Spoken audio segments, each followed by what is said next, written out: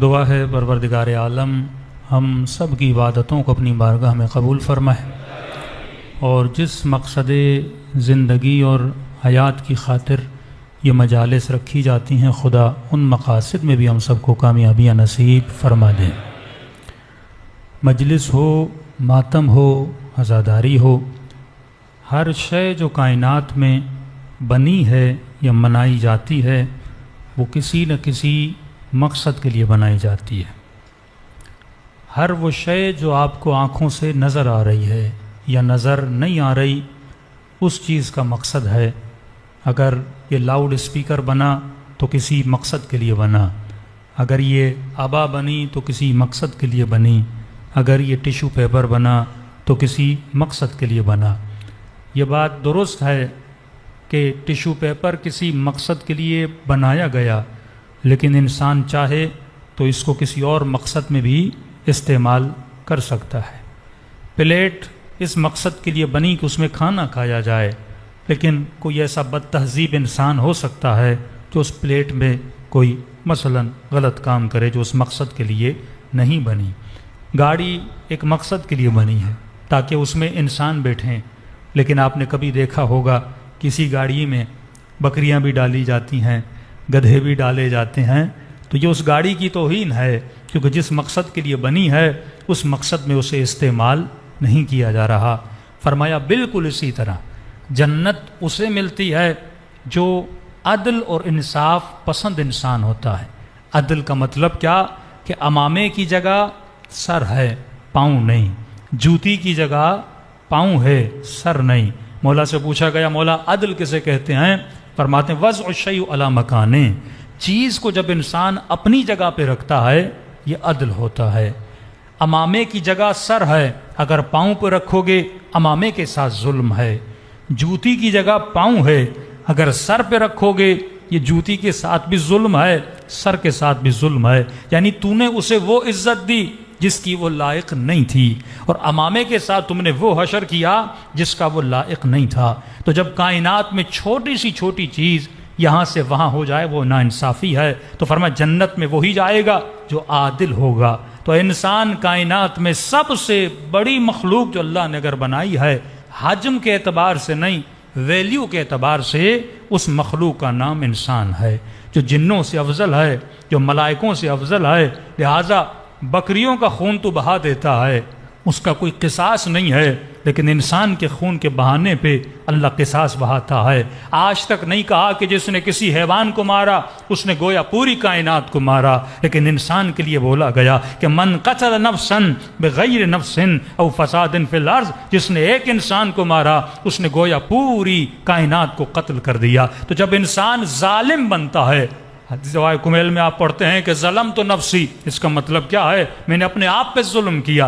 ظلم کرنے کا مطلب کیا ہے؟ میں نے تو اپنے لیے اچھی گاڑی خریدی، میں نے تو بہترین گھر بنایا، میں نے تو مال و دولت بنایا، تو یہ کیسا ظلم ہے؟ فرمایا نہیں، جس چیز کے یہ جسم لائق نہیں تھا وہ چیز تم نے اس کو دی، اور جس چیز کی روح لائق تھی وہ چیز تم نے اس کو نہیں دی۔ اب پروردگارا تو ہی بتا میں کروں تو کیا کروں؟ تو آواز آتی ہے آؤ میں تجھے بتاتا ہوں تو دنیا میں کیا کرنے آیا ہے۔ تو دنیا میں لہو و لعب کے لیے نہیں آیا، دنیا میں ایک عظیم مقصد لے کر آیا ہے۔ جب اتنی بڑی شخصیت ہے تو لہٰذا اس کا مقصد بھی بڑا ہوگا۔ مثال کے طور پر آپ کا کام ہے ای میل کھولنا یا ورڈ میں چند ٹیکسٹ کو لکھنا، اب اس کے لیے آپ ایک کمپیوٹر خریدیں 10 لاکھ کا، کیپیسٹی بہت ہے، لیکن اس سے آپ کام کیا لے رہے ہیں؟ ایک ویب سائٹ کھول رہے ہیں اپنے ای میل کو چیک کرنے کے لیے۔ لیکن وہ کمپیوٹر کس کے لیے بنا؟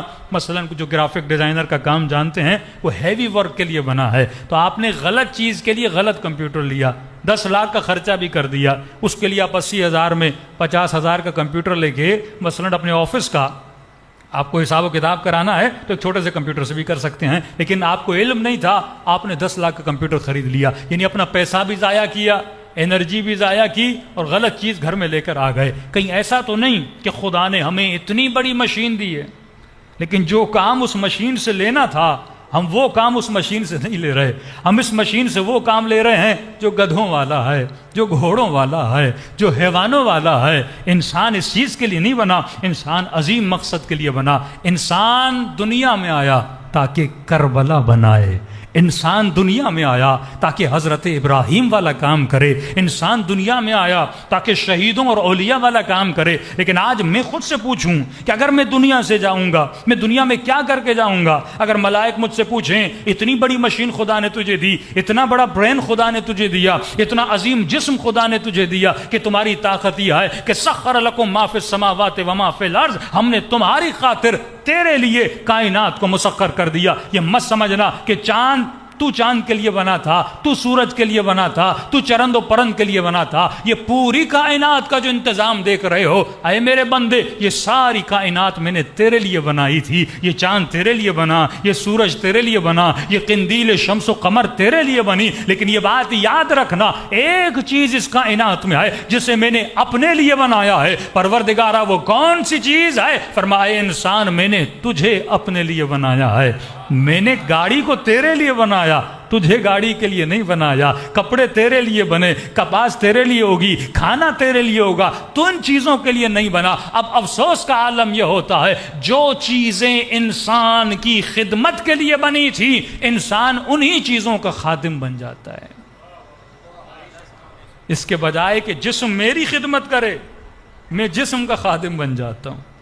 اس کے بجائے کہ یہ جسم مجھے جنت میں لے جائے, میں جسم کے لیے دنیا کو جنت بنا دیتا ہوں. جسم آسائشوں کے لیے نہیں ہے, جسم یہاں پہ آرام کے لیے نہیں ہے.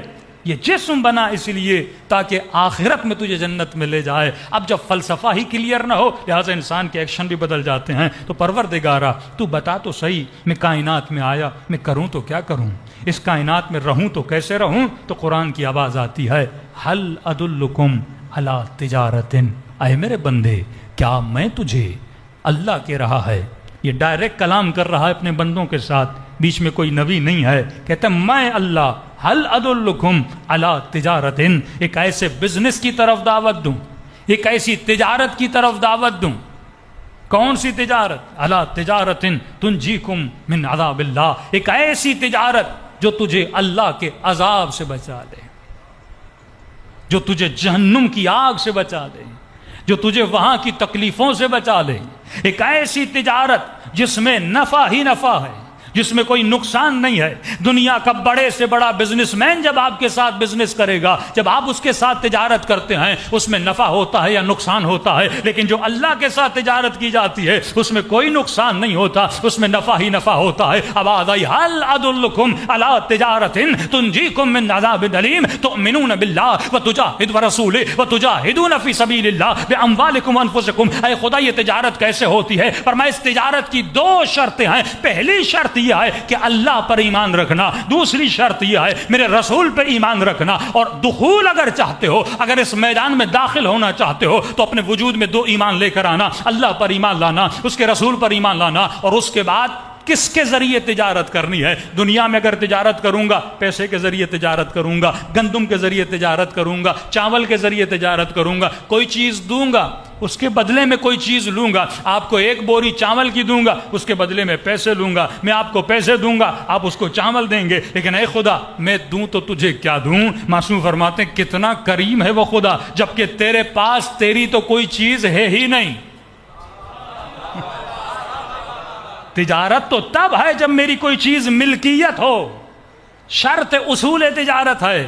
میں اگر اس ٹیشو پیپر کا مالک ہوں تو آپ کو یہ چیز بیچ سکتا ہوں, لیکن اگر یہ میری ملکیت ہی نہیں ہے تو میں بیچ کیسے سکتا ہوں؟ کہ کتنا کریم رب ہے, عطا بھی اس کی ہے, چیز بھی اس کی ہے, پھر بھی وہ تیرے ساتھ تجارت کر رہا ہے. اے خدا کس چیز کے ذریعے تجارت کروں؟ بے انفسکم.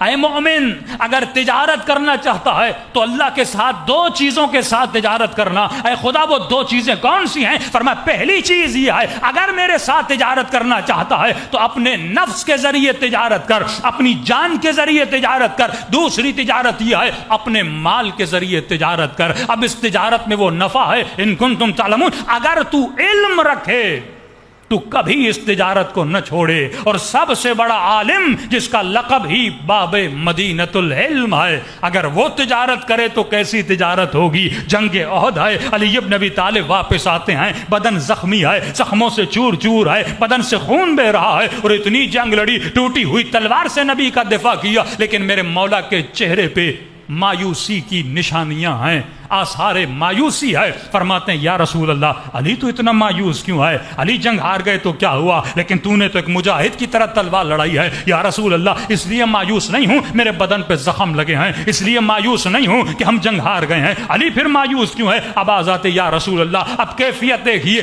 نئی نئی شادی ہوئی ہے، اللہ نے حسن جیسا بیٹا دیا ہے، یعنی صاحب اولاد بھی ہیں، حسن جیسا بیٹا بھی ہے، اور ایسی جنگ بھی لڑی ہے، لیکن مولا فرماتے یا رسول اللہ علی مایوس اسی لیے ہے کہ آج بھی علی کو شہادت نصیب نہیں ہوئی۔ کس کے طلبگار ہیں؟ شہادت کے طلبگار ہیں۔ یا رسول اللہ چچا حمزہ شہید ہو گئے، اصحاب شہید ہو گئے، لیکن علی کو شہادت نہیں ملی۔ نبی نے فرمایا اے علی شہادت نہیں ملی تو کیا ہوا، تجھے عظیم ترین شہادت ملے گی، لیکن علی یاد رکھنا یہ جو جہاد کر کے آئے ہو یہ جہاد اصغر ہے، ایک بہت بڑا جہاد ہے جس کا اجر بھی بہت بڑا ہے۔ یا رسول اللہ وہ کون سا جہاد ہے؟ اب بتا علی کو رہے ہیں، لیکن اشارہ ہم سب کی طرف ہے کہ علی جس جنگ سے تو لڑ کے آیا ہے یہ جنگ محدود ہے، جو جہاد تو کر کے آیا ہے یہ جہاد محدود ہے۔ کتنے سال جنگیں ہوتی ہیں؟ 8 سال 9 سال، بہت لمبی ہو جائے 12 سال جنگ ہو جائے گی، لیکن ایک دن تو وہ جنگ ختم ہوتی ہے، ایک جگہ سے شروع ہوتی ہے ایک جگہ پہ ختم ہوتی ہے۔ لیکن فرمایا علی ایک ایسا جہاد ہے جو 24 گھنٹہ چلتا رہتا ہے، ایک ایسی جنگ ہے جو 1 منٹ رکنے کا نام نہیں لیتی۔ یا رسول اللہ یہ کون سا جہاد ہے؟ فرمایا جب گھر میں بھی ہو تو جہاد جاری ہے، بازار میں ہو تو جہاد جاری ہے،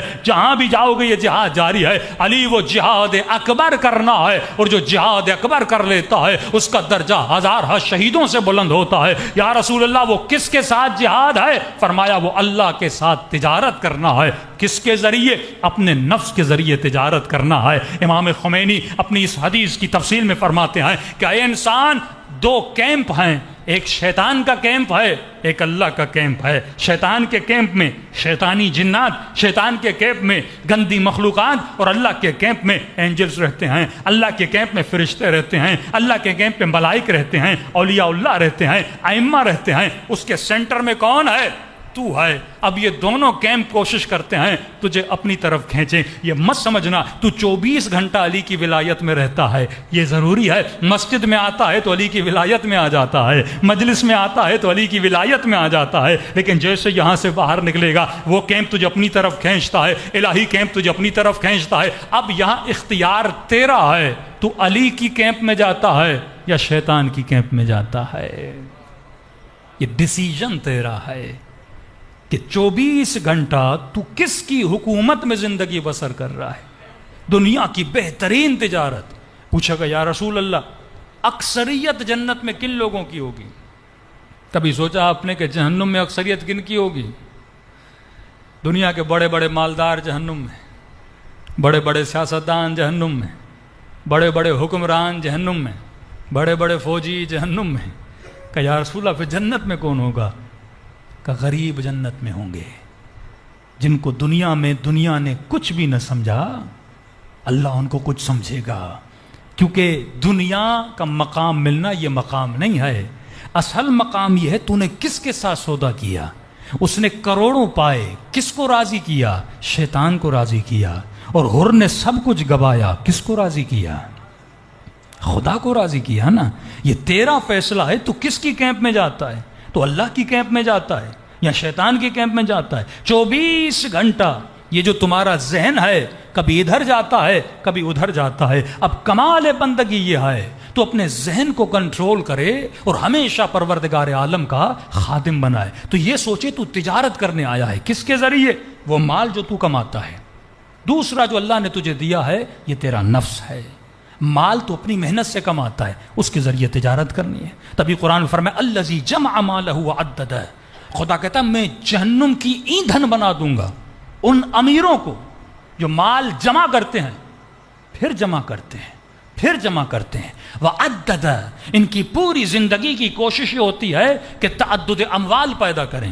مثلا ایک گھر لے لیا کراچی میں، اب کوشش ہے دوسرا لوں، چلو بھائی دوسرا بھی لے لیا، تیسرا لوں، چوتھا لوں۔ پوری زندگی اس میں گزر جاتی ہے، یہاں تک کہ 20-30 گھر بنا دیتا ہے۔ فرماتے یہ جہنم کی ایندھن بنے گا، کیونکہ اسے پتہ نہیں ہے کہ دنیا میں آنے کا مقصد یہ نہیں تھا کہ تو گھر جمع کرے، مقصد یہ تھا اپنے گھروں کو اللہ کی دربار میں بیچ دے۔ اللہ کے ساتھ تجارت کرے. اب کہیں گے مولانا کیا مطلب اپنے لیے اچھی زندگی نہ سوچیں؟ کیا امام حسین نے اچھی زندگی نہیں بنائی؟ کیا مولا زین العابدین نے اچھی زندگی نہیں بنائی؟ کیا محمد باقر نے اچھی زندگی نہیں بنائی؟ ہر امام نے بہترین زندگی بنائی. تعدد اموال سے منع کرتے ہیں. جو ضرورت زندگی ہے اتنا جمع کرو، جو ضرورت اولاد ہے اتنا جمع کرو. ایک بندے کے اکاؤنٹ میں 20 کروڑ ہیں، بھائی تمہارے کس کام کے؟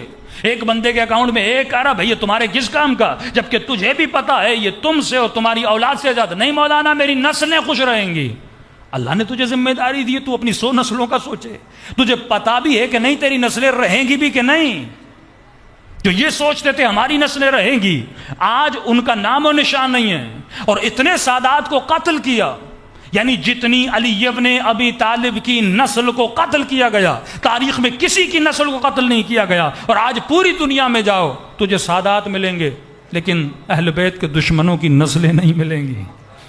وہ مال بھی چھوڑ کر گئے تھے، حکومتیں بھی چھوڑ کے گئے تھے، دولتیں بھی چھوڑ کے گئے تھے. اس کا مطلب تیرا ایمان خدا پر نہیں ہے، تیرا ایمان مال پر ہے. کہ اکاؤنٹ میں 1 ارب ہوں گے تو میرے بچوں کے کام آئیں گے. تجھے کیا پتا؟ تو بچوں کو ہنر سکھا، پیسے کمانے کا ہنر سکھا، تو انہیں محنت سکھا، تو انہیں زحمت سکھا. یہ خود بخود جا کر کمائیں گے. تمہاری ذمہ داری اس کی اچھی تربیت فرما. رسول خدا ایک جگہ سے گزر رہے تھے، فرماتے بچوں کو دیکھا، اصحاب کے بچے، مسلمانوں کے بچے. ایک مرتبہ دیکھا رسول خدا کا چہرہ مرجھا گیا. یا رسول اللہ، آپ کے چہرے پہ پریشانی کے آثار کیوں ہیں؟ فرمایا ان بچوں کو دیکھ کر نہیں، میں اپنی امت کے آخری زمانے کے بچوں کو دیکھ رہا ہوں، مجھے مایوسی ہو رہی ہے. یا رسول اللہ، ایسا آخری زمانے میں کیا ہو جائے گا کہ کلمہ تو میرا پڑھیں گے، گواہی تو اللہ کی توحید کی دیں گے، لیکن ان کا رہن سہن، زندگی اور سوچ یہود اور نصارہ جیسی بن جائے گی. جسے ہم کہتے ہیں پریکٹسنگ مسلم. نام کا تو مسلمان ہوگا لیکن کام کا مسلمان نہیں ہوگا. میں نے کسی مجلس میں کہا، میں نے کہا کہ ایک مسلمان بھی لا الہ الا اللہ پڑھتا ہے، ساتھ میں کرسچن ہے وہ بھی لا الہ الا اللہ نہیں پڑھتا، آپ پڑھتے ہو وہ نہیں پڑھتا. مجھے یہ دیکھنا ہے اس کی زندگی میں اور میری زندگی میں ڈفرنس کیا ہے. اگر مومن یہ کہے کہ مولانا ڈفرنس یہ کہ وہ مجلسوں میں نہیں آتا، ہم مجلسوں میں جاتے ہیں، یہ ڈفرنس نہیں ہوتا. ڈفرنس کا مطلب یہ ہے کہ اس کے رہن سہن کے طریقے کیسے ہیں اور میرے رہن سہن کے طریقے کیسے ہیں. بھائی اس پورے کراچی میں کتنی سوسائٹیز ہیں جو شیعہ سوسائٹی کہلائی جاتی ہیں. مولانا یہ شیعہ سوسائٹی، یہ آغا خانی سوسائٹی، یہ بوئرا سوسائٹی، یہ ہندوؤں کی سوسائٹی ہے. تو اگر میں کسی آغا خانی کی سوسائٹی میں جاؤں، کسی ہندو کی سوسائٹی میں جاؤں اور ساتھ میں کسی شیعہ سوسائٹی میں جاؤں، اگر مجھے تینوں سوسائٹی میں کوئی ڈفرنس نظر نہ آئے، پھر کہلانے کا فائدہ ہے کہ یہ شیعہ سوسائٹی ہے. اگر کوئی شیعہ سوسائٹی میں داخل ہو جائے، اسے فکر علی نظر آئے، اسے فکر زینبی نظر آئے.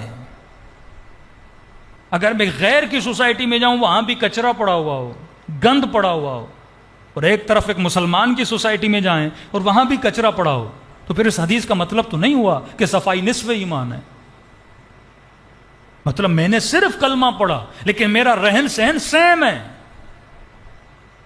ایک غیر شیعہ بھی خدا نخواستہ نشہ کرے، شیعہ بھی نشہ کرے، پھر مطلب ہمارے ایکشنز تو ایک ہی ہوئے نا. وہ بھی رشوت لے، میں بھی رشوت لوں، پھر میرے کلمے پڑھنے میں اور اس کے کلمے نہ پڑھنے میں کیا فائدہ ہوا؟ نہیں مولانا وہ اچھے ہیں، ہمارے اندر اچھی عادتیں بھی ہیں. چلو اگر آپ جھوٹ نہیں بولتے، انگریز بھی جھوٹ نہیں بولتے کئی. اگر آپ خیانت نہیں کرتے، کئی انگریز ہیں وہ بھی خیانت نہیں کرتے. اگر آپ کسی کا برا نہیں سوچے، کئی انگریز آپ کو مل جائیں گے وہ بھی لوگوں کو برا نہیں سوچتے. تو یہاں تک تو آپ سیم ہو گئے نا. فرق کس چیز میں؟ مولا سے پوچھا کہ مولا پھر فرق کہاں سے محسوس ہو؟ فرمایا فرق دیکھنے کا ہے. وہ کائنات کو کس نگاہ سے دیکھ رہا ہے اور تو کائنات کو کس نگاہ سے دیکھ رہا ہے. کلمے پڑھنے سے فرق نہیں آتا، جب تمہاری سوچیں بدلتی ہیں تب فرق آتا ہے. وہ کمانے جاتا ہے دنیا بنانے کے لیے، تو کمانے جائے آخرت بنانے کے لیے. یہ سوچ میں فرق ہے. وہ دنیا برائے دنیا بناتا ہے، تو دنیا برائے آخرت بناتا ہے. اس کے سامنے اگر کوئی غریب مر رہا ہو، وہ اگر مدد کرے تو انسانیت کے ناطے، لیکن اس کا یہ تصور نہیں ہے میں اس کی مدد کروں گا میری کوئی جنت بنے گی، اس کا یہ تصور نہیں ہے میں یہاں نیکی کروں گا آخرت بنے گی. وہ صرف سوسائٹی کے اقدار کا خیال کرنے کے لیے ایک اخلاقی مینرز کا خیال کرتا ہے، اس کے تصور میں ہے ہی نہیں. وہ جب مرتا ہے اس کے لیے فرق نہیں پڑتا اسے دفن کرو یا جلا دو، اس کے لیے دنیا کے اختتام کا نام دی اینڈ ہے. لیکن تمہاری زندگی شروع ہی تب ہوتی ہے جب تمہارے بدن سے روح نکلتی ہے. موت انتقال کا نام ہے. 60 سال کی زندگی کے ختم ہونے کے بعد اصل جو حیات ہے وہ مرنے کے بعد شروع ہوتی ہے. عجیب جملہ معصوم کا، فرمایا دنیا میں تو ایک پھل کھاتا ہے اس کے کتنے ذائقے ملیں گے آپ کو. مثلا ایک سیب آپ کھاؤ، سیب کے کتنے ذائقے ہیں؟ یا میٹھا ہوگا یا کھٹا ہوگا یا کھٹا میٹھا ہوگا. میکسیمم ذائقے جو ایک سیب سے آپ کو مل سکتے ہیں وہ کتنے ہوں گے؟ 2 ذائقے، کھٹا اور میٹھا. معصوم کا فرمان ہے آخرت میں جب بندہ کوئی چیز کھائے گا اس کے 50,000 ذائقے ہوں گے. ایک چیز کا ذائقہ کتنا ہوگا؟ 50,000 سال. قیامت کا دن کتنا لمبا؟ قیامت کا ایک ہی دن ہے، 10 دن نہیں ہے. مقدارہ 50,000 سنہ، جس کی لمبائی 50,000 سال کے برابر ہے. اب ہمیں یہ نہیں پتا یہ 50,000 سال قمری ہیں، شمسی ہیں یا نوری ہیں، یہ ہمیں اندازہ نہیں ہے، لیکن اس کی ایک مقدار خدا نے قرآن میں صریحاً بتا دی. ایک دن قیامت کا ہے 50,000 سال کے برابر ہے. مطلب 50,000 سال تو کھڑا رہے گا قیامت میں. کیا سب کھڑے رہیں گے؟ کہ نہیں. کچھ آئیں گے برق کی طرح، نور کی روشنی کی طرح گزر کے چلے جائیں گے، کچھ آئیں گے جو کھڑے رہیں گے. کیا قیامت میں حساب و کتاب ہوگا نمازیں کتنی پڑھی، روزے کتنے؟ کہ نہیں. اللہ کیلکولیٹ اس طرح نہیں کرے گا جس طرح تو کرتا ہے. کہ مولا کیسے کہ یوم تعرف المجرمون بسیماہم، قیامت کے دن مجرم اور مؤمن چہرے سے پہچانا جائے گا. وہ خود بتائے گا میں مجرم ہوں یا مومن ہوں، وہ خود بتائے گا میں منافق ہوں یا کافر ہوں. جب یہ تصور ہی میرا کلیئر نہیں ہے، کافر یہ سوچ نہیں رکھتا، کافر یہ سوچتا ہے میرا جینا مرنا دنیا میں، لہذا وہ ساری تجارت دنیا کے ساتھ کرتا ہے. اس کے یہاں کانسیپٹ آف سیلفشنس ہے، ہمارے یہاں کانسیپٹ آف سیلفشنس ہے ہی نہیں. ہمارے یہاں جب انا مرتی ہے، جب میں مرتی ہے، جب خود ہی مرتی ہے تب خدا عطا کرتا ہے. معصوم فرماتے ہیں جو مفاخرہ کرے، جو فخر فروشی کرے، جنت خدا نے اس پہ حرام کر دی. فخر فروشی کا مطلب کیا ہے؟ اب میں نے گھڑی پہنی بار بار ایسے کروں، دیکھو بھائی یہ فخر فروشی ہے. لوگ موبائل لیں، ہاں بھی میرے ہاتھ میں آئی فون ہے، بار بار لوگوں کو دکھاتا رہے دیکھو میں نے 2 لاکھ کا آئی فون لیا ہے، فخر فروشی ہے. خواتین باہر نکلے، افسوس کا عالم ہے نا، مجلس حسین میں آئے اور ایک دوسرے کپڑے دیکھ رہی ہیں، اس نے کون سا ڈیزائن پہنا ہے، اس نے کون سا ڈیزائن پہنا ہے، کون سا برانڈ لیا، اچھا کہاں سے لیا ہے. یعنی وہاں بھی یہ شروع ہو جاتی ہیں کپڑے کہاں کے لیے، تم نے کون سا پہنا، اچھا کون سا ڈیزائن ہے، کل میں پہن کے آؤں گی. یہ نہیں کہ صرف کالا کپڑا پہننا ہے صرف اس لیے کہ سیدہ کا گھر اجڑ گیا ہے. کس کو دکھا رہی ہو تم؟ کس کو دکھا رہے ہو جوان؟ یہ دکھاوے کا جو عالم ہے، یہ سوشل میڈیا دکھاوے کا عالم ہے. یہ انوائرمنٹ جو کریٹ کیا جا رہا ہے دکھاوے کا عالم ہے کہ لوگ مجھے دیکھیں، وہ چاہے گاڑی ہو، وہ چاہے لباس ہو، کوئی بھی چیز ہو. فرمایا جو مفاخرہ کرے جنت اس پہ حرام ہے. کیوں؟ کیونکہ یہ شرک کر رہا ہے. اللہ کہتے ہیں اپنی زینتوں کو میرے دربار میں لاؤ، لوگوں کے دربار میں نہ لاؤ. جب مفاخرے پہ بندہ اتر آئے گا، اب خدا اس لڑکی کو حسین بنائے گا، یہ کیا کرے گی؟ اپنی زینت لوگوں کو دکھانا شروع کر دے گی. اللہ کہتا میں نے تجھے حسین بنایا، میرے ساتھ تجارت کر، میرے ساتھ عشق کر، میرے ساتھ معاشقہ کر، مجھ سے محبت کر. تو کن محبتوں میں پڑ گئی ہے؟ دنیا کے بڑے سے بڑا خریدار آئے، کیا ریٹ لگائے گا تیرا؟ کیا قیمت لگائے گا تیری؟ دنیا کے کھلونے دے گا تجھے، میٹھی میٹھی باتیں دے گا تجھے، لیکن اللہ کے دربار میں آ، تجھے وہ مقام دوں گا جو ابدی مقام ہے. قیامت کے دن حسینوں کو لایا جائے گا نا. معصوم فرماتے اللہ پوچھے گا بتا تو نے گناہ کیوں کیا؟ کہے گا خدایا اگر تو حسین نہ بناتا میں گناہ نہ کرتا. اللہ کی آواز آئے گی میرے یوسف کو لایا جائے. حسینوں کے دربار میں یوسف کو لایا جائے گا. جب یہ یوسف کو دیکھیں گے ان سب کا حسن شرم آ جائے گا کہ ہم سب سے حسین تو یوسف تھا. اللہ کہتا ہے اس کو بھی موقع تھا یہ گناہ کر سکتا تھا لیکن میرے یوسف نے تو گناہ نہیں کیا. اللہ مرحم ربی, اسے پتا تھا یہ دنیا میں کیوں آیا ہے. یہاں تو حسن بیچنے دنیا میں نہیں آیا, اپنے حسن کو اگر لے کر آنا ہے. اے خاتون, اے میری ماں بہنوں, اگر اس حسن کو لے کر جانا ہے تو مصلی عبادت پر لے کر جا. اگر حسن کو لے کر جانا ہے جو باؤنڈری خدا نے بنائی ہے اس باؤنڈری میں لے کر جا, کیونکہ تو جسم کو دنیا میں دکھاوے کے لیے لے کر نہیں آیا. یہ جسم آیا اس لیے آئے تاکہ تو ابدی زندگی بنائے. علی بن ابی طالب کا عجیب جملہ, مولا فرماتے اگر علی کو آخرت کے ہزاروں گھنٹے دیے جائیں, ہزاروں دن دیے جائیں اور اس کے بدلے میں علی سے دنیا کا 1 گھنٹہ لیا جائے, مولا فرماتے میں دینے کے لیے تیار نہیں ہوں, کیونکہ یہی دنیا کا 1 گھنٹہ ہے جو آخرت کے ہزاروں گھنٹے بناتا ہے. اس کو کم مت سمجھیے.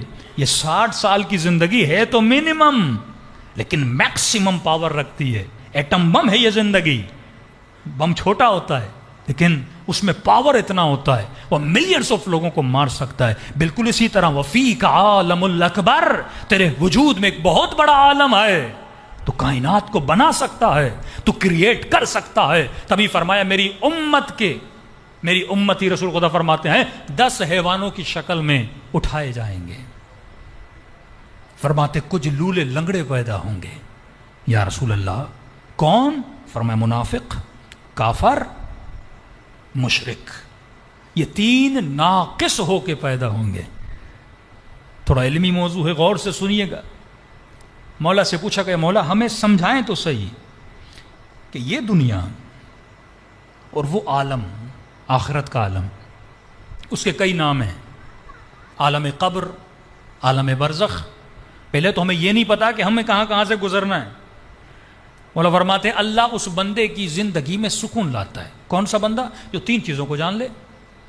فرمائے مال ہو نہ ہو, بیمار ہو شفایاب ہو, صاحب اولاد ہو نہ ہو, فقیر ہو امیر ہو, اس پہ فرق نہیں پڑتا. اگر 3 چیزوں کو جان لے یہ بادشاہوں کی زندگی گزارتا ہے, سکون والی زندگی گزارتا ہے. مولا کون سی 3 چیز؟ کہ 3 چیزوں کا علم اگر اسے آ جائے, یعنی آج 60-70 سال کے بوڑھے بھی ہو گئے لیکن ان کو نہیں پتا یہ 3 چیزیں کیا ہیں. ہاں سنی ہوئی ہیں لیکن کبھی بھی ان چیزوں میں فوکس نہیں کیا. مولا کون سی چیزیں؟ فرمایا 3 چیزیں. علم من این فی این الی این. اگر 3 چیزوں کا علم رکھ لے کہ کہاں سے آیا ہے, کہاں پہ رہ رہا ہے اور کہاں پہ جانا ہے, 3 چیزوں کا ایسے پتہ چل جائے. اچھا بھائی ہم کہاں سے آئے؟ کسی کو نہیں پتا. ایک نام سنا ہوا ہے عالم زر سے آئے.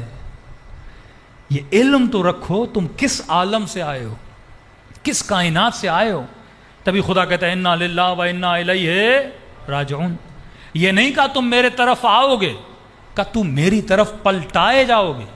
اس کا مطلب ہم سب پہلے وہاں تھے پھر پلٹ کے وہاں جائیں گے. اب جہاں سے آئے ہیں وہاں کی محبت تو ہونی چاہیے نا. اور کوئی ایسی جگہ ہے کہ جہاں کی لذتیں اتنی ہیں. ہر مرنے والا جو اپنے رشتہ داروں کے خواب میں آیا ہے, معصوم فرماتے ہیں ہر مرنے والا مرنے پہ خوش ہوتا ہے, کوئی ناراض نہیں ہوتا. کہ مولا گنہگار کہاں, کہ نیک کہاں, دونوں خوش ہوتے ہیں. کہ مولا کیوں؟ فرمایا نیک اس لیے خوش ہوتا ہے کیونکہ وہاں کی نعمتوں کو دیکھتا ہے, اہل بیت سے ملاقات ہوتی ہے. گنہگار اس لیے خوش ہوتا ہے اچھا ہوا جلدی مر گیا, زیادہ میں نے گناہ نہیں کیے, کیونکہ وہاں کے عذاب کو دیکھتا ہے. لیکن معصوم فرمایا ایک مرتبہ تو اس عالم کی جھلک دیکھ لے. اب کس طرح سمجھائیں آج کے جوان کو کہ وہ کائنات ہے کیا جہاں پہ تو جانے والا ہے. یعنی شوق پیدا ہوگا آپ کے دل میں. کیوں فرمایا کہ اللہ کے عباد موت کا شوق رکھتے ہیں, شہادت کی تمنا کرتے ہیں, دعائیں کرتے ہیں. مولا علی پوری رات روتے تھے کہ اس جنگ میں علی کو شہادت کیوں نہیں ملی, اور جب سر پہ ضربت لگتی ہے تو فرماتے ہیں اللہ فزتو رب الکعبہ, رب کعبہ کی قسم کہ علی آج کامیاب ہوا. موت کو علی کامیابی سمجھ رہے ہیں, کیونکہ موت فنا کا نام نہیں ہے, موت اللہ کی ملاقات کا نام ہے. بندہ خدا سے ملنے جاتا ہے۔ اب مولا مثال دیتے ہیں اپنے اصحاب کو سمجھانے کے لیے کہ اس کائنات کو اس کائنات سے اگر سمجھنا چاہتے، کیونکہ ہم وہاں ابھی تک گئے نہیں، ہمیں پتہ نہیں وہ کائنات کیسی ہے، تو مولا ایک مثال دیتے ہیں۔ مولا فرماتے کہ جنین، جس طرح ایک جنین، ایک چھوٹا سا بچہ اپنی ماں کے پیٹ میں ہوتا ہے، دنیا کی مثال یہ ہے، آخرت کی مثال دنیا کی طرح ہے۔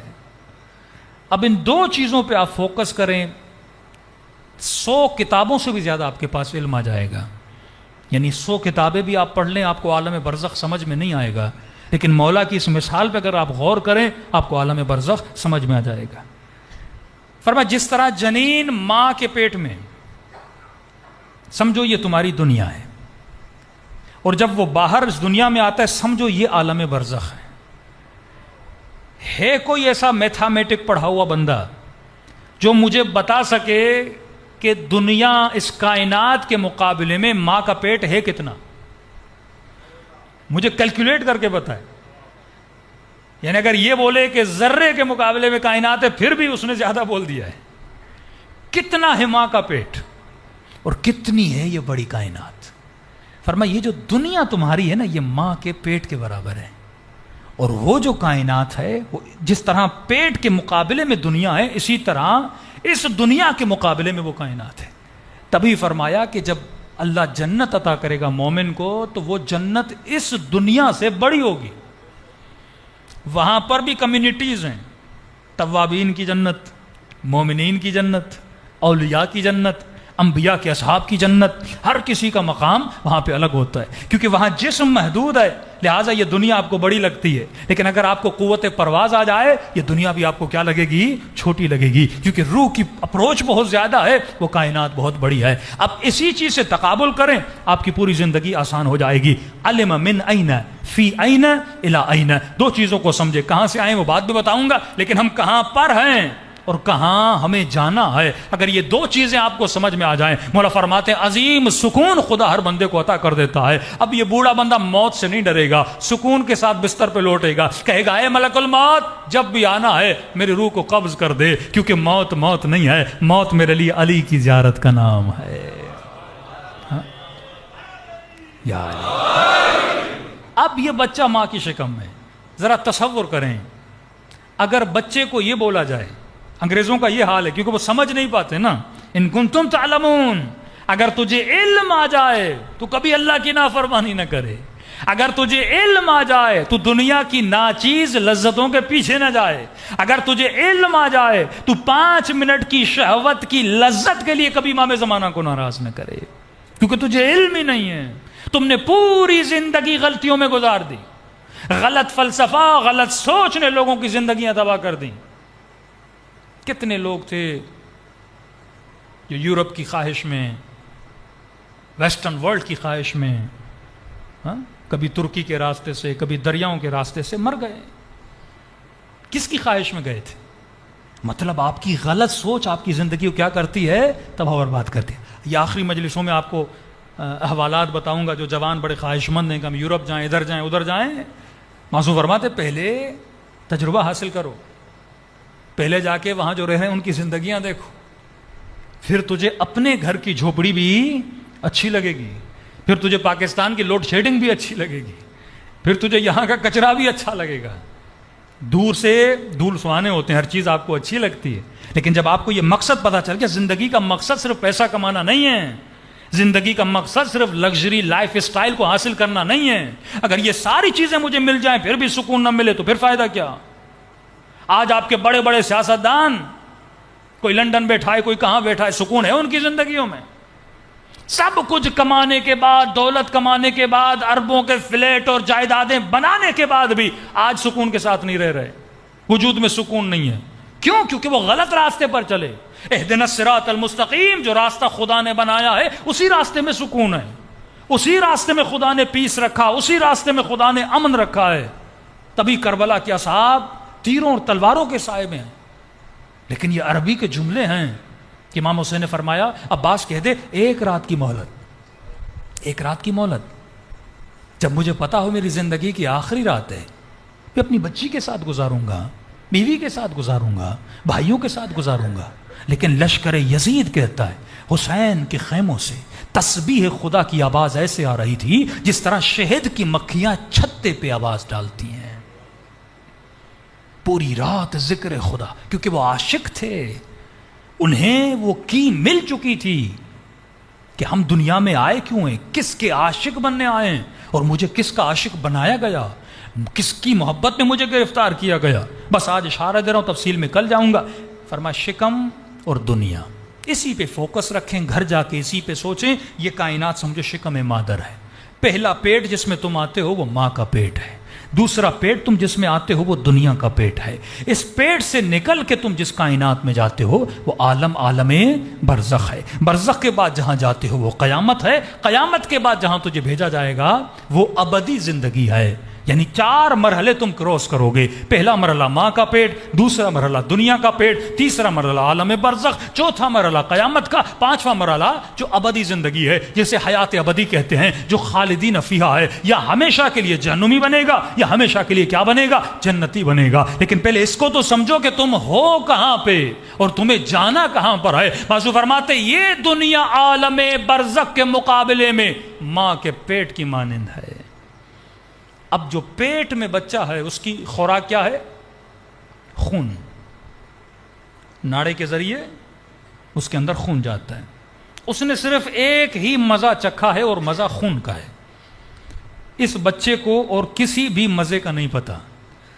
اس پیٹ میں رہتے ہوئے بچے کو اگر یہ بولا جائے کہ اے بچے باہر بھی کوئی بہت بڑی دنیا ہے، باہر بہت بڑے ذائقے ہیں، سیب ہیں، پھل ہیں، آم ہیں، یہ سارے ذائقے ہیں، اس بچے کو شعور نہیں ہے. ان کنتم لا تعلمون، اللہ کہتا ہے لا یشعرون، تجھے نہیں پتا کہ وہ کائنات کیا ہے، تو شعور نہیں رکھتا، تیری سمجھ سے باہر ہے وہ کیا ہے. تبھی مولا علی مثالیں دے کے سمجھا رہے ہیں کہ سمجھ وہ کائنات کیا اور یہ کائنات کیا ہے. اس بچے کو شعور نہیں کیونکہ اس نے باہر دیکھا نہیں. اب اسے کتنا بھی بولا جائے بھائی باہر نکلو، 400 ذائقے، پھل، پانی، شربت، پتہ نہیں کیا کیا، بچہ کہے گا مجھے بے وقوف نہیں بناؤ، میری دنیا تو یہی ہے، ماں کا پیٹ ہے. دوسری چیز، اس بچے کو جو پیٹ میں دیا جا رہا ہے وہ پیٹ کے لیے نہیں ہے. مولا نے مثال دی تو مثال پہ غور کریں. بچہ پیٹ میں گروتھ کرتا ہے، بڑا ہوتا ہے. یہ پیٹ میں جاتا کیوں ہے؟ ایک لمیٹڈ ٹائم کے لیے، 9 منتھ یا 8 منتھ کے لیے یا 10 منتھ کے لیے بچہ پیٹ میں ہوتا ہے. جیسے کمپلیٹ ہوتا ہے پیٹ سے باہر آ جاتا ہے. اب وہ کمپلیٹ یا انکمپلیٹ، لیکن اسے ایک مدت کے بعد پیٹ کے کہاں آنا ہے؟ باہر آنا ہے. اب اس پیٹ میں بچے کو دیا کیا جا رہا ہے؟ ہاتھ دیے جا رہے ہیں، آنکھیں دی جا رہی ہیں، زبان دی جا رہی ہے، کان دیے جا رہے ہیں. کیا یہ ہاتھ اور پاؤں اور کان اس پیٹ کے کام میں ہیں؟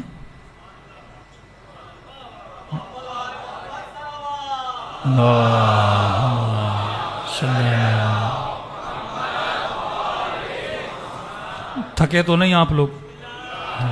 چٹپٹی مجلس پڑھنا شروع کر دوں گا، تھک گئے تو صلوات پڑھے محمد و آل محمد.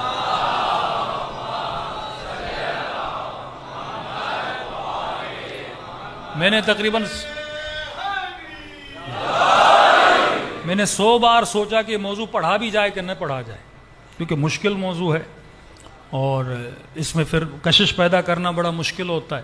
لیکن معاشرے کی ساری برائیوں کو دیکھنے کے بعد، پاکستان ہو، اب میں امریکہ تو نہیں گیا لیکن یورپ، UK، افریقہ، سارے مومنین کا حال دیکھنے کے بعد یہی مجھے سمجھ آیا کہ لوگوں کو پتہ نہیں وہ دنیا میں آئے کیوں.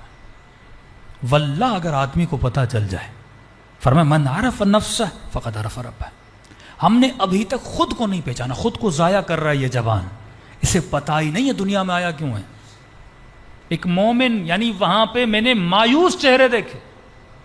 یہاں تو الحمدللہ پاکستان میں جب مجلس پڑھتے ہیں، ابھی جہاں جہاں میں پڑھ کے آیا ہوں 80% مجھے جوان طبقہ نظر آ رہا ہے.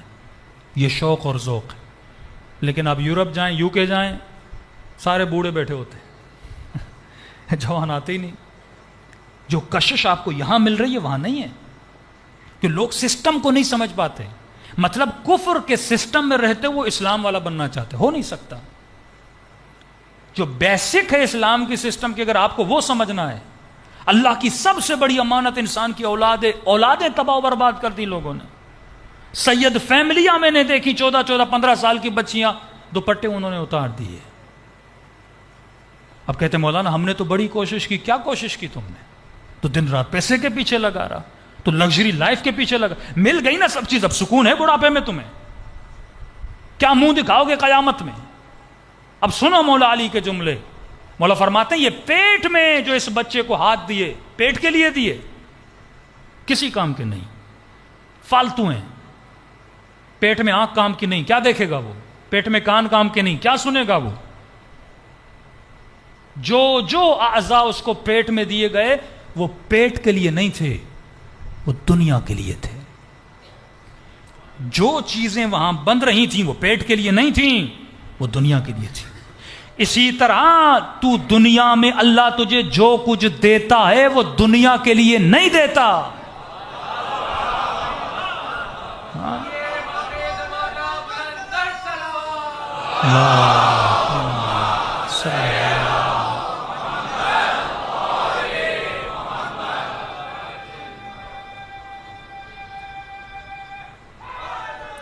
یا اب یہ بندے خدا یہ سمجھ رہے اللہ نے مجھے مال دیا. بھائی مال دنیا کے لیے دیا ہی نہیں ہے، وہ رکھے بیٹھا ہے، رکھے یہاں تیرے کام کا ہے ہی نہیں. تو گھوم پھر کے وہیں کھڑا رہے گا. جو کچھ خدا نے تجھے ماں کے پیٹ میں دیا دنیا کے لیے، یعنی وہاں زبان اسی لیے دی کیونکہ دنیا میں کوئی سیب تھا. وہاں کان اسی لیے دیے کیونکہ دنیا میں کچھ آوازیں تھیں تجھے سننی تھیں. وہاں پہ ٹانگیں اس لیے دی کیونکہ دنیا میں تجھے چلنا تھا، ماں کے پیٹ میں تو چل نہیں سکتا. وہاں پہ ہاتھ اسی لیے دیے کیونکہ دنیا میں آ کے تجھے محنت کرنی تھی، کام کرنا تھا، وہاں کے لیے کچھ نہیں تھا. اب 3 یا 4 قسم کے بچے دنیا میں پیدا ہوتے ہیں. گھر جا کے سوچئے گا اس ٹاپک پہ کہ بچہ شکم میں اللہ کیا دے رہا ہے، کہاں کے لیے دے رہا ہے. 3-4 بچے پیدا ہوتے ہیں. ایک وہ بچہ جو ناقص پیدا ہوتا ہے، مثلا ایکسٹرا آرڈنری پارٹس ہوتے ہیں یا نہیں ہوتے. ایک بچہ پیدا ہوا جس کے 2 دل ہیں.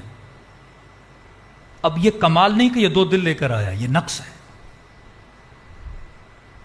کئی لوگ قیامت میں جائیں گے ایکسٹرا آرڈنری عبادتیں لے کے، نقص ہوگا.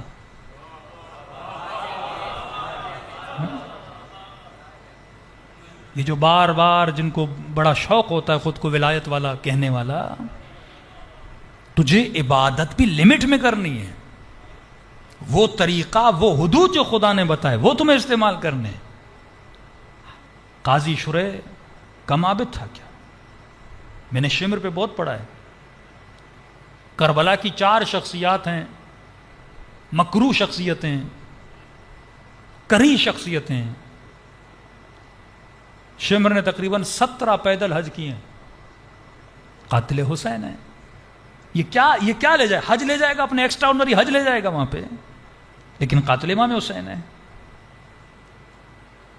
وہ لے کر جا جو وہاں کے کام کا ہے. ایک بچہ پیدا ہوتا ہے ایکسٹرا آرڈنری آرگنس لے کے، 2 دل لے کر آیا، 4 پھیپھڑے لے کر آیا، ایک جسم، 2 سر لے کر آیا. اب آپ جیسے اس بچے کو دیکھتے ہو فوراً کہتے ہو بچہ ایب نارمل ہے. آپ کو کس نے بتایا ایب نارمل ہے؟ ڈاکٹر نے نہیں، دیکھ کے بتاتے ہو یہ ایب نارمل ہے، دیکھ کے بتاتے ہو یہ سالم ہے. اسی طرح قیامت میں لوگ دیکھ کے بتائیں گے یہ جنتی ہے یا جہنمی ہے.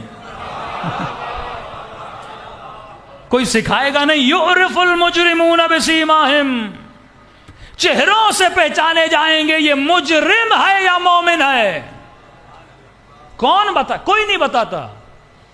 کیسے پتا چلتا ہے یہ نارمل ہے یا نارمل ہے؟ غور سے سنیے گا. کیسے پتا چلتا ہے؟ جب بچہ دنیا کی انوائرمنٹ کے مطابق پیدا نہ ہو، وہ نارمل ہوتا ہے. دنیا کی خاص انوائرمنٹ ہے. سننے کے لیے کان چاہیے، سانس لینے کے لیے پھیپھڑے چاہیے، کھانے کے لیے منہ چاہیے، پانی کے لیے کڈنیز چاہیے. ایک پورا سسٹم ہے. معدہ صحیح ہو، پھیپھڑے صحیح ہو. جب دنیا سے مطابقت بچہ نہیں رکھتا تو لوگ کیا کہتے ہیں؟ ایب نارمل ہے. یہ اللہ کے اصول، اللہ کے فارمولے ہیں. اللہ کی سنت کبھی بدلتی نہیں ہے. کہ مومن یہ بولے نہیں میں یہ کروں گا میں وہ کروں گا، اور وہاں پہ جب ناقص پیدا ہو کہے مجھے جنت کا مزہ لینا ہے، تو لے ہی نہیں سکتا۔ کیوں؟ جب تو وہاں کی انوائرمنٹ سے میچ نہیں ہوگا تو مزہ نہیں لے پائے گا۔ ہٹا کٹا بچہ پیدا ہو، منہ سیا ہوا ہو، کان کام نہ کریں، وہ اذیت میں ہوگا۔ کیا دنیا اسے اذیت دے رہی ہے؟ جو بچہ ایب نارمل پیدا ہوتا ہے اسے دنیا تکلیف دیتی ہے کیا؟ دنیا تو اپنی جگہ پر ہے، آوازیں آ رہی ہیں، تصویریں ہیں، لیکن اسے تکلیف کیوں ہوتی ہے؟ کیونکہ یہ تصویر دیکھ نہیں پاتا، اندھا پیدا ہوتا ہے۔ یہ خود تکلیف میں ہوتا ہے کیونکہ اس کے اندر نقص ہے۔ جب یہ ناقص ہوتا ہے، جب دنیا کی لذت سے فائدہ نہیں لے پاتا، تکلیف میں آتا ہے۔ جب یہ دیکھتا ہے سارے لوگ مجلس سن رہے ہیں، آواز سن رہے ہیں، کوئی صلوات پڑھ رہا ہے، کوئی واہ واہ کر رہا ہے، اب یہ بیچارہ سن نہیں سکتا، یہ تکلیف میں ہے کیونکہ دنیا کی ایک نعمت سے فائدہ نہیں لے پا رہا۔ جب یہ چکھنے کی تکلیف اس کی ختم ہو جاتی ہے، جب یہ چیزوں کو سونگھ نہیں پاتا، جب یہ چیزوں کو دیکھ نہیں پاتا، تکلیف میں آتا ہے۔ تو نقص دنیا میں نہیں ہے، جب نقص اس کے اندر ہوتا ہے، لہٰذا یہ 60-70 سال جو دنیا میں گزارتا ہے تکلیف میں گزارتا ہے۔ بندہ بوڑھا ہو جاتا ہے نا، گھٹنے کام نہیں کرتے، بھئی دنیا تو وہی ہے، تو تکلیف میں کیوں ہے؟ کیونکہ تو صحیح سے چل نہیں پا رہا، تیرے دانت چلے گئے تو چبا نہیں پا رہا، تو تکلیف میں ہے۔ آنکھیں کمزور ہو گئی، مولانا صحیح سے نظر نہیں آ رہا، تو تکلیف میں ہے۔ چیزوں کو دیکھ نہیں پا رہا، کیونکہ نقص تیرے اندر ہے، لہٰذا تو تکلیف میں چلا جاتا ہے۔ فرماتے ہیں بالکل اسی طرح جب آخرت میں دنیا کے پیٹ سے نکل کے برزخ کے پیٹ میں تو پیدا کیا جائے گا، اگر تیرے اعضاء کامل نہیں ہوں گے، جب تو وہاں کی لذتوں سے فائدہ نہیں لے پائے گا تو تکلیف میں چلا جائے گا۔ یہی تیری جہنم ہے، یہی جنت کا فلسفہ ہے۔ تو اپنی جنت اپنے ساتھ لے کر جاتا ہے۔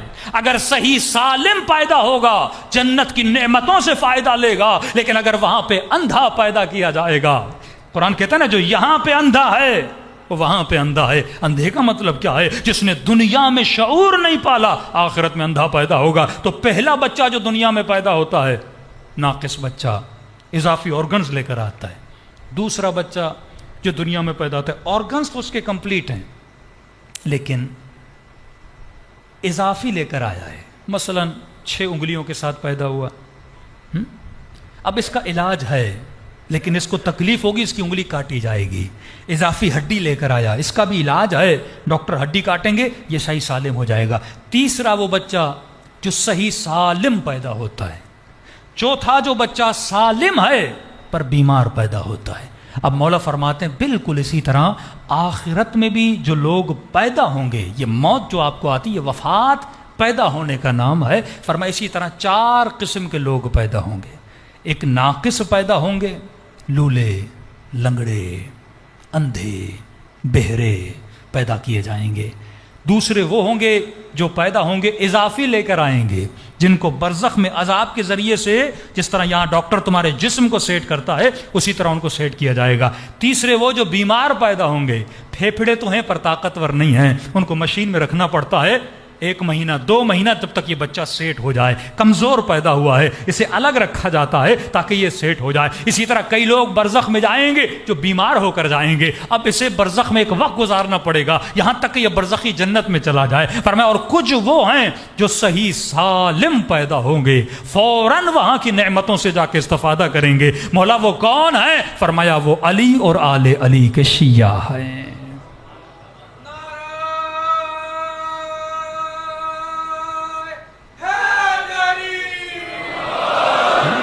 جو صحیح سالم پیدا ہوں گے، جو وہاں پہ نعمتوں سے جا کے فائدہ لیں گے۔ کہ مولا ناقص کون پیدا ہوں گے؟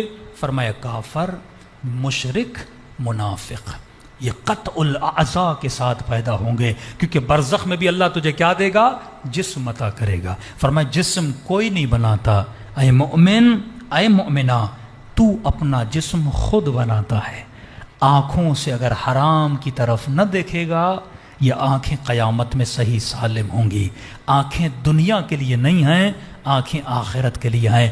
ہاتھوں سے کسی کا مال نہیں کھائے گا، کسی پہ ظلم نہیں کرے گا، ہاتھ وہاں پہ نورانی ہوں گے۔ زبان سے جھوٹ نہیں بولے گا، غیبت نہیں کرے گا، کسی کی برائی نہیں کرے گا، وہاں پہ زبان صحیح سالم ہوگی۔ شکم میں لقمہ حرام نہیں جائے گا، شکم وہاں پہ صحیح سالم ہوگی۔ اعضائے نکاح سے حرام کاریاں نہیں کرے گا، وہاں پہ ہر شے خدا صحیح سالم دے گا۔ پھر آواز آتی ہے کہ قیامت کے دن یوم تری المؤمنون والمؤمنات یسعی نورہم بین ایدیہم وبایمانہم، جب لوگوں کو لایا جائے گا ان کے پورے وجود سے نور نکل رہا ہوگا۔ مولا یہ کون ہے؟ فرماتے ہیں علی کے شیعہ نور کے ممبروں پہ بیٹھے ہوں گے۔ علی کا شیعہ کون ہے؟ جو سلمان کی طرح اپنے جسم کو یہاں بچائے تاکہ عالم برزخ میں صحیح سالم جسم لے کر پیدا ہو۔ صلوات پڑھے محمد و آل محمد۔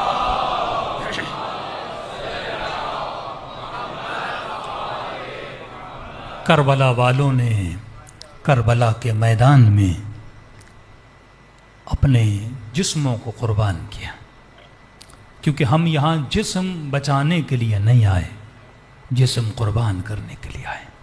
مال بچانے کے لیے نہیں آئے، مال قربان کرنے کے لیے آئے ہیں۔ جتنا برزخ کا فلسفہ کلیئر ہو جائے گا اتنے آپ کے اعمال بھی کلیئر ہو جائیں گے۔ تبھی فرمائے مومن یہ غذا روحانی ہے، یہ مجلس روح کی غذا ہے۔ کئی میں نے لوگ دیکھے، بھائی آپ کیا کریں مولانا، اب کچھ کرنے کو ہے نہیں۔ کیوں؟ کا پیسہ کما لیا، گھر بنا لیا، بچوں کی شادی کر لی، اب کچھ نہیں ہے کرنے کے لیے۔ اس نے سمجھا تھا میں دنیا میں اس لیے آیا ہوں، اسے پتہ ہی نہیں میں دنیا میں کس کے لیے آیا ہوں۔ لیکن زین العابدین کو دیکھو، سیدہ زینب کو دیکھو، زندان شام ہے، اندھیری رات ہے، بی بی اٹھتی ہیں، وضو کرتی ہیں، بیٹھ کے نماز پڑھتی ہیں۔ سیدہ زینب کو بھی نماز پڑھنے کی ضرورت ہے۔ عالمہ غیر معلمہ، کیا وہ اجر جمع کر رہی ہیں؟ نہیں، بی بی کو پتہ ہے میں دنیا میں آئی کیوں۔ جب تک اپنے رب عالمین کا شکر ادا نہ کیا جائے، جو نعمتیں انہوں نے اہل بیت علیہ الصلوۃ والسلام کو عطا کی ہیں۔ امام سجاد پوچھتے ہیں کہ پھوپھی اماں، میں نے پورے سفر میں آپ کو بیٹھ کر نماز پڑھتے ہوئے نہیں دیکھا۔ فقہی مسائل جانتی ہیں سیدہ، تب تک بیٹھ کے نماز نہیں پڑھ سکتے جب تک تیرے وجود میں تکلیف نہ ہو۔ فرماتی ہیں سجاد میرے لال، زندان میں کھانا بہت کم آتا ہے، زینب سارا کھانا بچوں میں تقسیم کر دیتی ہے۔ اب میرے بدن میں طاقت نہ رہی کہ کھڑے ہو کر نماز پڑھوں، تو یہ کہنا تو بنتا ہے نا کہ وائے ہو مجھ پہ، میرا جسم بھی سالم ہے۔ امام سجاد کی پیٹھ پہ کتنے تازیانے لگے، کتنے پتھر لگے، کتنے دن کے پیاسے اور بھوکے تھے۔ کیا پیغام دے رہے ہیں کہ مقصد بشریت کیا ہے۔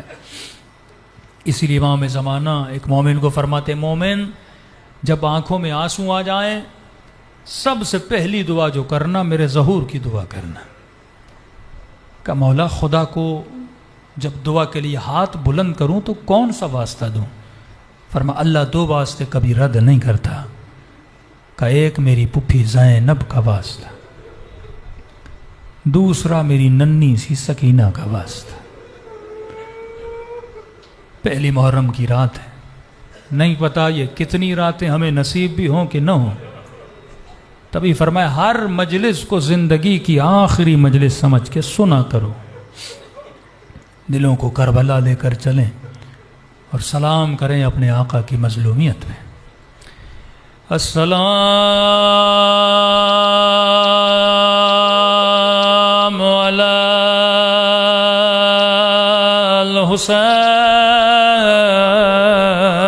الحسین وعلی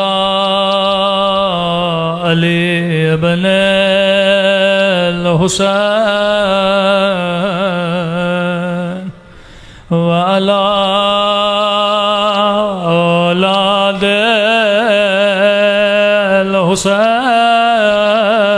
الحسین وعلی اصحاب حسین کی صدا بلند ہو، السلام علی الحسین وعلی علی ابن وعلی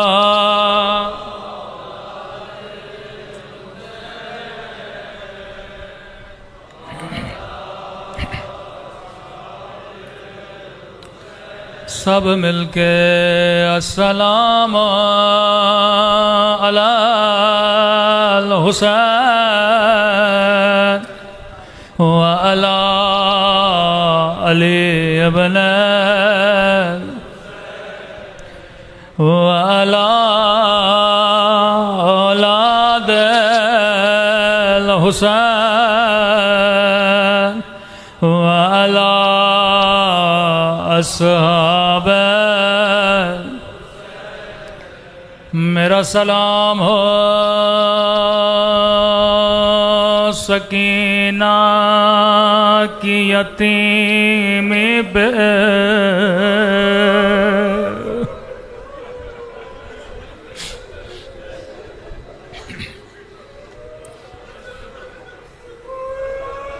میرا سلام ہو رباب کی اجڑی ہوئے گودی پہ میرا سلام ہو علی اکبر کے چھلنی سینے پہ میرا سلام ہو زینب کی اجڑی ہوئی چادر پہ محرم کے دن شروع ہوئے 2-3 جملے امام زمانہ کے پڑھ دوں زیارت ناہیہ میرے مولا کا نوحہ ہے سنیں گے کس طرح کربلا کے مصائب کو یاد کر کے روتے ہیں فرمایا میرا سلام ان زخمی کلائیوں پہ میرے جملے نہیں امام زمانہ کے جملے ہیں میرا سلام ان زخمی کلائیوں پہ جنہیں پس گردن باندھا گیا تھا کس کے ہاتھوں کو باندھا گیا اگلا سلام بڑا درد بھرا سلام فرمایا میرا سلام ان ننھے سے رخساروں پہ صاحب اولاد جن کے گھر میں بیٹیاں ہیں وہ حسین کے درد کو سمجھ سکیں گے جن کی چھوٹی چھوٹی بہنیں ہیں وہ سجاد کا غم سمجھ سکیں گے فرمایا میرا سلام ان ننھے سے رخساروں پہ عجیب جملہ ہے قدیمی مومنوں سمجھنا امام کہنا کیا چاہتے فرمایا میرا سلام ان ننھے سے رخساروں پہ جن کا رنگ بدلتا رہا یہ نہیں کا رنگ بدل گیا بلکہ بدلتا رہا کبھی شمر کے تماچوں نے رنگ بدلا کبھی ابن سعد کے تماچوں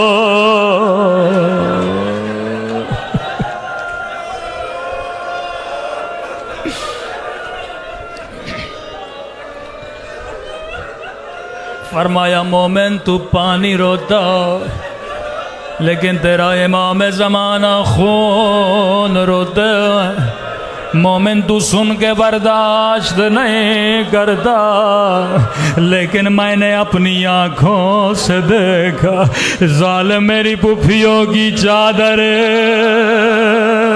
چھین رہے تھے، خیموں کو آگ لگا رہے تھے۔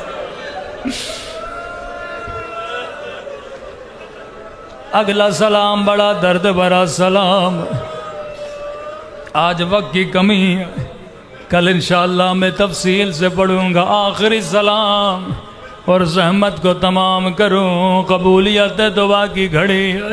فرمایا جب آنکھوں میں آنسو ہو میرے ظہور کی دعا کیا کرو۔ ہر روز میں اپنے ظہور کے لیے دعا کرتا ہوں، کب میرا ظہور ہوگا، کب میں اس ظالم سے بدلہ لوں گا جس نے میری اماں کی پسلیاں توڑے، جس نے میری سکینہ کو تماچے مارے، جس نے میری پھوپھی زینب کو تازیان مارے۔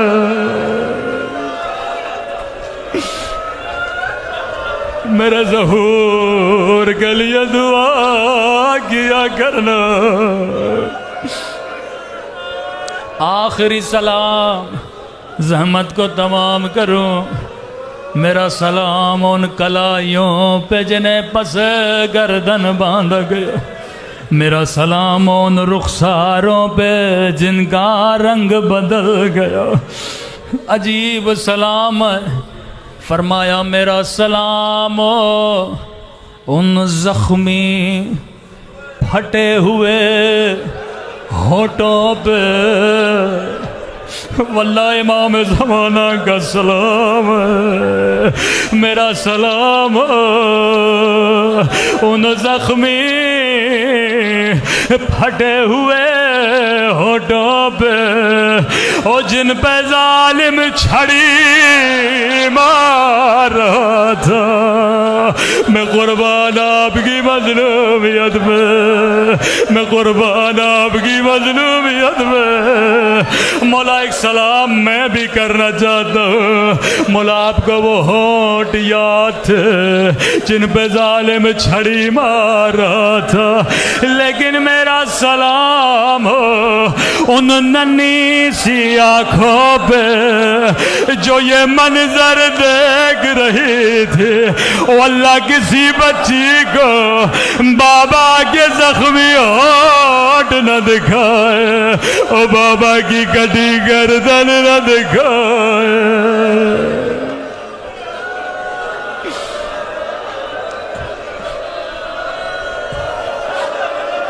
اللہم